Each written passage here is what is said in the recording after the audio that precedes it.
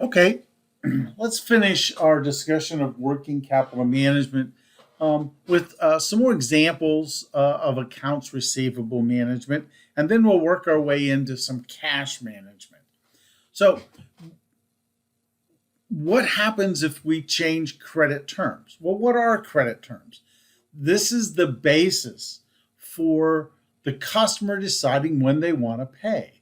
Essentially, if we offer a cash discount, we give them a deduction from the purchase price if they send the money within a certain period of time.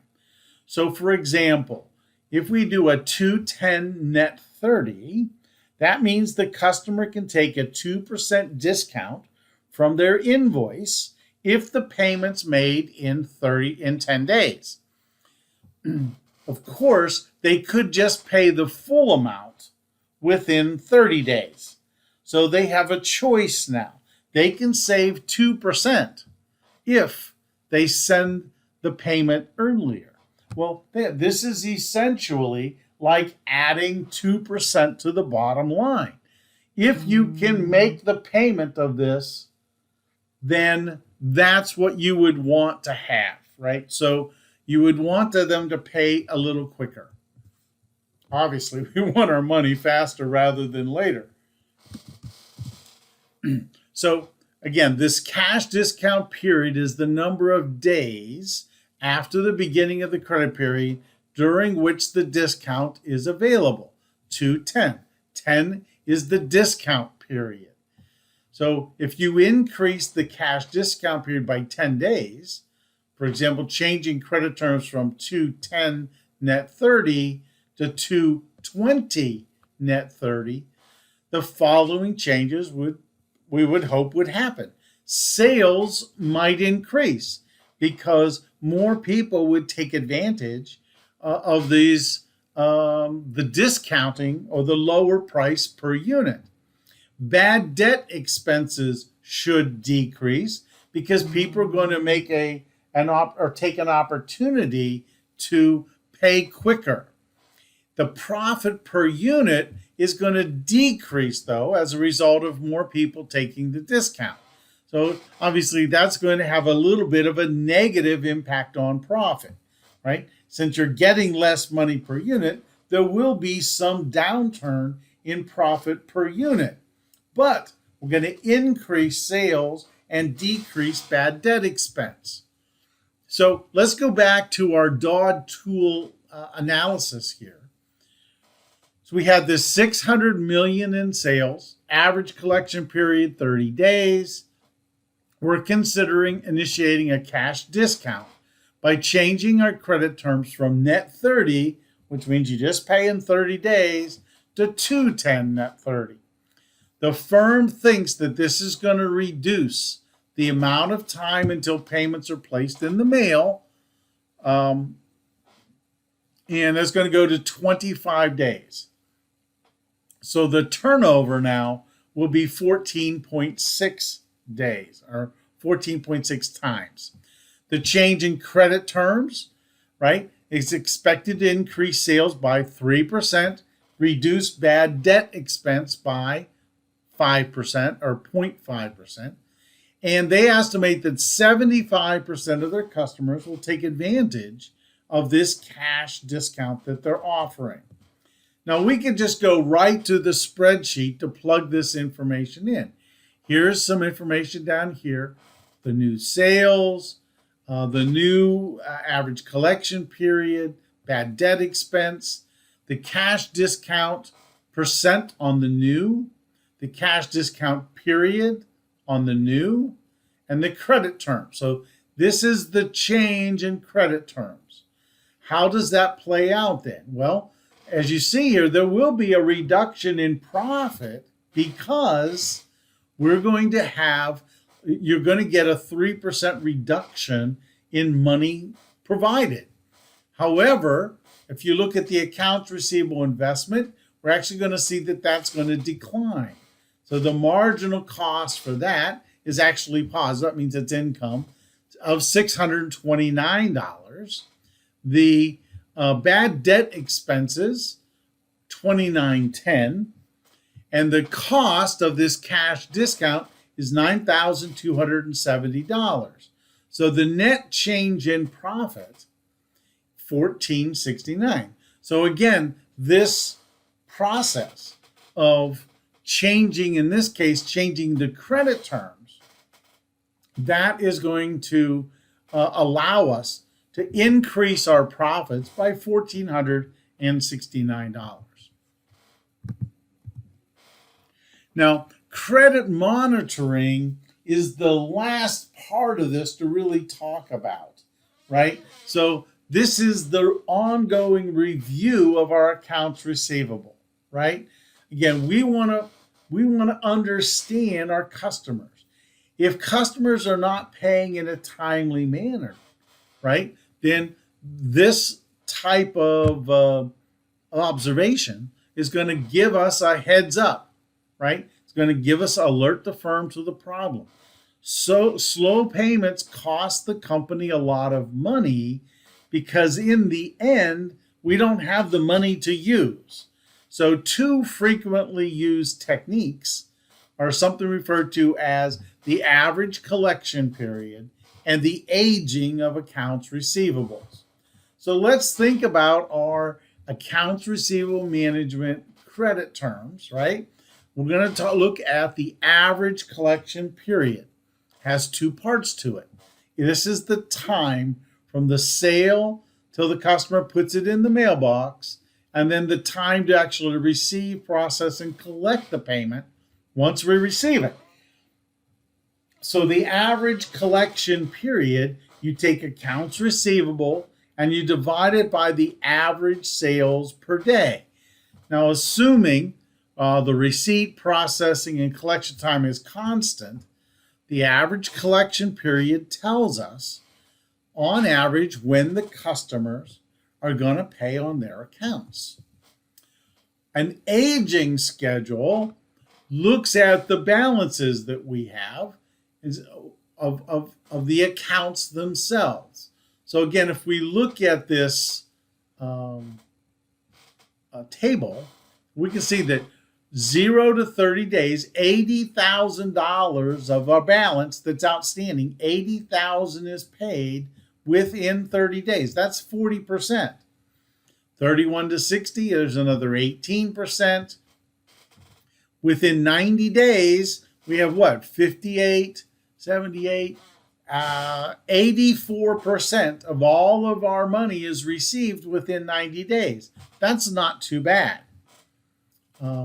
Again, we can continue on out. We can see that over 120 days, there are people that owe us money over 120 days. So from a credit monitoring process, right? If we have net 30, we want to look at all of these people after 30 days and find out, well, why are they here? Certainly of particular importance, we're worried about the people from 61 to over 120 days. These last sets here, right? That's 16, 36, 42% take longer than 60 days to pay us. We want to get our money quicker. So we want to identify those clients. Who are these people? Identify them and start thinking about our credit policy for collections. Now, I don't think we're going to talk too much about this later on, but think about in general, how do we encourage folks to pay us? I'm sure this has happened that, you've gotten a thing in the email and said, we're sorry if the mails have crossed, but we haven't received your payment yet, right? It's just a nice, friendly reminder that you haven't paid your bill, right? Or at least they haven't received it yet. What's the next step? The next step might be a phone call, right? Just a phone call. Say, hey, we're seeing that you guys have some issues. What can we do? Maybe we want to convert accounts receivable to notes receivable so that we can charge some interest if they're going to keep this money outstanding. Finally, if we have to, we can sell this accounts receivable, go through a more stringent collections process. Of course, once we do that, we're alienating this client, right? So that would be the last step that we would want to go through to figure out how to get our money quicker. So again, here's just some, obviously we talked about this. These are the popular collection techniques for ultimately getting our money. So you can obviously read through them. I mean, legal action is the very last thing you want to do, right? Collection agencies, it irritates the customer. You probably don't want to, but you might want, again, in your collection or your credit granting policies, you need to identify what these steps are and when you will take action, right? Without that, you're opening yourself up to some legal actions. So how, again, do we think about then the management of receipts and disbursements? This is what's referred to as float. These are the funds that have been sent by the payer, but they're not ours yet. They haven't gotten into our checking account yet. And there are three parts to this float. So now we're talking about after the client has paid us, the check is in the mail.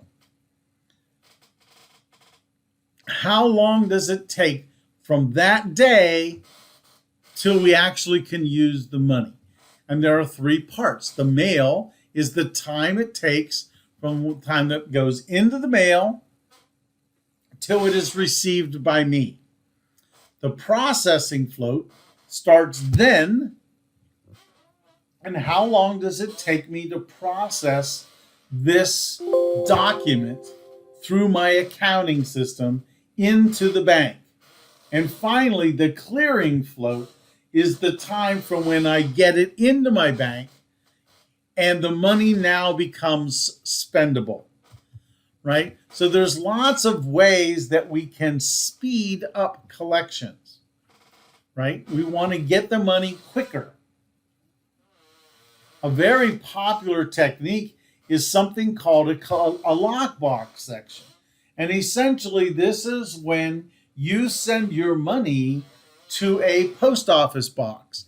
All the things are gathered all at the same time, and they are processed all at the same time. So it's a little bit quicker than going to the company, going through the company's mail, etc. You might want to make sure you put that lockbox in a place that's a little bit centralized so it all goes to one place. This is something, I guess, is an ACH is an automatic clearinghouse transfer, and we can also do wire transfers. But these are all things that are more electronic. Now, if you're using electronic banking, right, and again, if you ever do this, you'll understand exactly what I'm saying when I explain this. Sometimes when you pay a bill, it will come up with a date as in today's date. So what that means is if you pay that bill and you say pay, it's going to pay it today. That's an electronic transfer. If it says the first date this will happen is, in 6 days. What that means is they're probably going to send a check to the customer or to the person that you owe the money to. So it will take a little bit longer for that process to happen.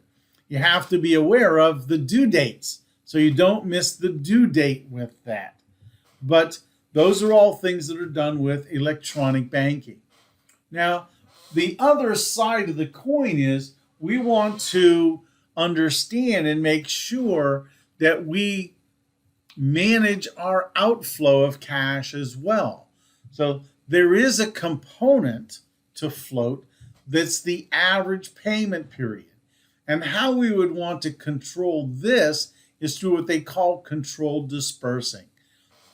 This is where we could use mailing points or bank accounts to lengthen mail float and clearing float respectively, right? So again, mailing points. I mean, this sounds kind of petty, but let's say you live in Cincinnati and you want to send a bill and you have an office with a bank account in California.